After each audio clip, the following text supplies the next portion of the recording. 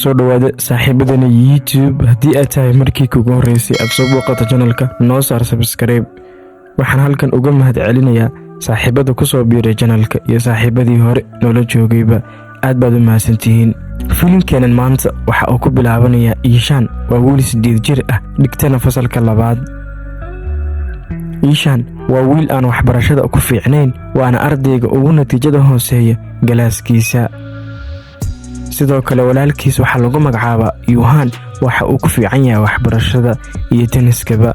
guulo badan ayuu ka soo hooyay tenniska uu ciyaaro. dhanka waxbarashada waa wiil aad ugu fiican. Ishaan marka uu guriga u yimaado aabihii waxa uu ka aaminsan yahay inuu yahay wiil fiican, balse aabihii waxa uu ogaaday xaqiiqada inuusan ahayn wiilkiisu mid aan ku fiicnayn waxbarashada, balse waxa uu sheegay inuu dadaalo waxna uu akhristo. balse aabihii waxa uu u diyaar gareynayaa in uu geeyo college si uu halkaas ugu noolaado waxna uu uga barto. macallimada u dhigta Ingiriiska ayaa weydiisay casharkii uu dhigtay shalay, balse asxaabta galaaskiisa aad ayay ugu qosleen maadaama uu garan waayay wixii ay macallimadu ay weydiisay una dhigtay shalay toole. macallimadiina intaas kadib waxay banaanka uga saartay galaaska. Ishaan wuxuu isku dayayaa inuu dhaansi gareeyo, balse macallimadii ayaa ka soo horbaxday. kadibna waxa uu dib ugu laabtay galaaskiisa. intaas ka bacdi Ishaan marka uu iskuulku u soo dhamaado waxa uu soo aadaa dhanka suuqa waxana uu ka iibsadaa ice cream. mana oga hooyadii iyo aabihii, waxana uu intaas ka bacdi uu soo raacaa baska keenaya gurigooda. sidoo kale Ishaan waxa uu jecel yahay inuu mar walba uu isku daro kaladho. hooyadii waxa lagu magacaabaa Maya waxa ay ka caawinaysaa in uu casharkii uu soo dhigtay ay u sharaxdo, balse Ishaan ma ahan mid raba in hooyadii ay wax u sharaxdo. intaas ka bacdi walaalkiis ka weyn Yohan ayuu su'aalo weydiinayaa, balse walaalkii uu la yaabay su'aalaha uu weydiinayo. intaas ka bacdi Ishaan markii uu iskuulka uu dib ugu soo laabto waxa la siinayaa xisaab testi ah si uu uga shaqeeyo, balse Ishaan ma ahan mid garanaya xisaabta tan. waxana uu isla markiiba uu soo xasuusanayaa meeraha 3 iyo meeraha 9. Ishaan sidoo kale ardayda ay isgalaaska yihiin way garanayaan xisaabta, balse Ishaan waxa uu ku faanayaa inuu isagu ka shaqeeyay noqonayana ardayga ugu sareeya. intaas ka bacdi xaafadiisa marka uu dib ugu soo laabto aabihii ayaa arkaya warqad, balse warqada tan waxa uu si kadis ah aabihii uga soo qaaday dhulka, waxaana uu u sheegay inuu ku dadaalo waxbarashada. sidoo kale iskuulka ayaa laga wacay Ishaan iyo hooyadii iyo aabihii, waxaana wacay maamulaha iyo macallimiinta, waxaanay u sheegeen inuusan wiilkoodu waxbarashada uusan ku fiicnayn, dhacayna natiijooyin badan uunan sii dhigan karin iskuulkooda. waalidiintiisa markii ay maqleen arrintan aad ayay ula yaabeen, balse Ishaan hooyadii waa mid mar walba niyadda u dhista. intaas ka bacdi Ishaan iyo hooyadii waxa ay soo aadeen suuqa, balse way iswaayeen. Ishaanna waa mid aan rabin inuu iskuulkan uu ka baxo. hooyadii ayaa laabta gelisay, waxaanay niyadda ugu dejisay inuu ku dadaalo waxbarashada.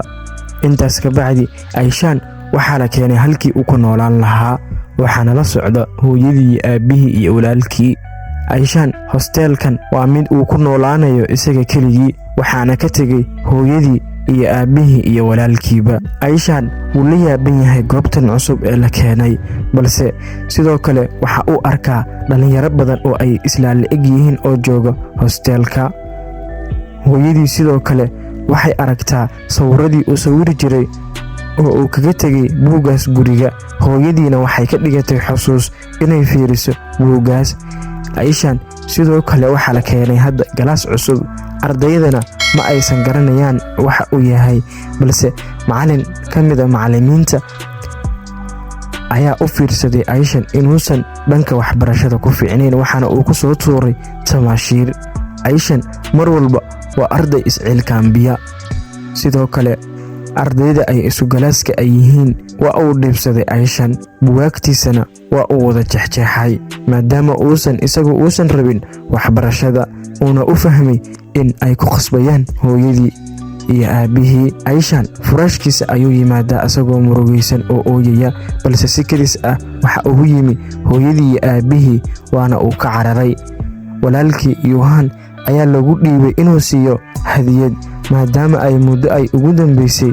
Habeenkaasna waxaa la seexatay hooyadii si uu u dareemo naxariista hooyanimo, balse intaas ka bacdi hooyadii way macasalaameysay asagoo ka soo qaatay hadiyad kale, waxaana uu dib ugu soo laabtay hostelka.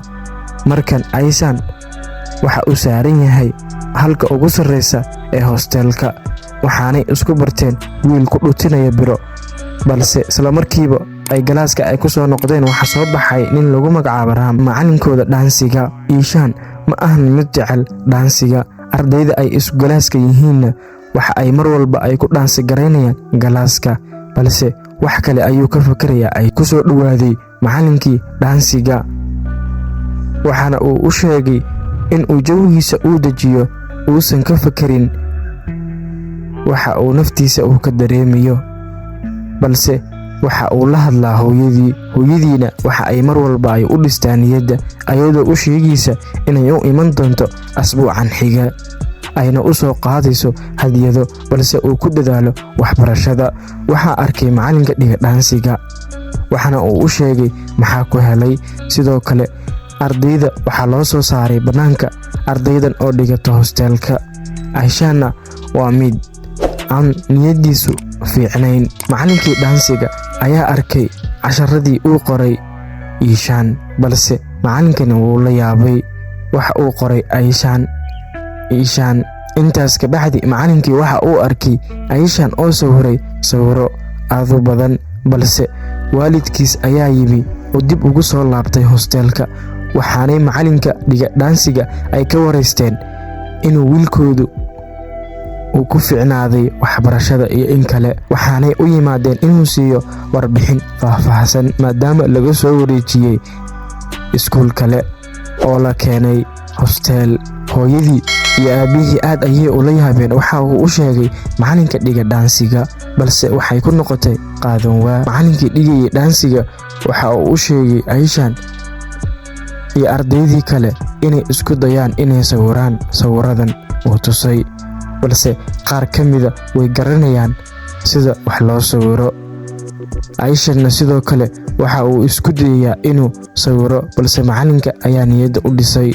Aishan markan waxa uu yimi meel yar ay biyo ku jiraan, waxaana uu hamigiisu ahaa inuu wax sameeyo oo wax ixtiraaco, balse waxa uu isku rakibay waxyaalo yaryar, waxaana uu ka sameeyay daroonis yar.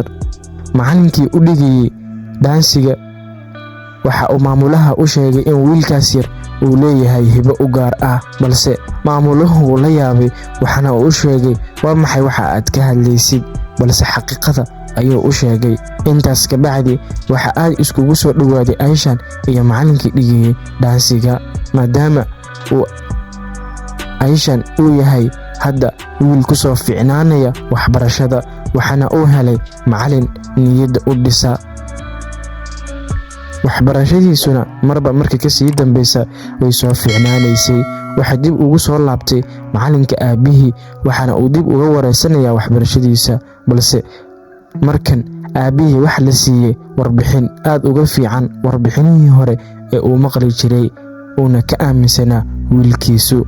waa inoo muuqaal kale muuqaalka xiga saaxiibadeena YouTube.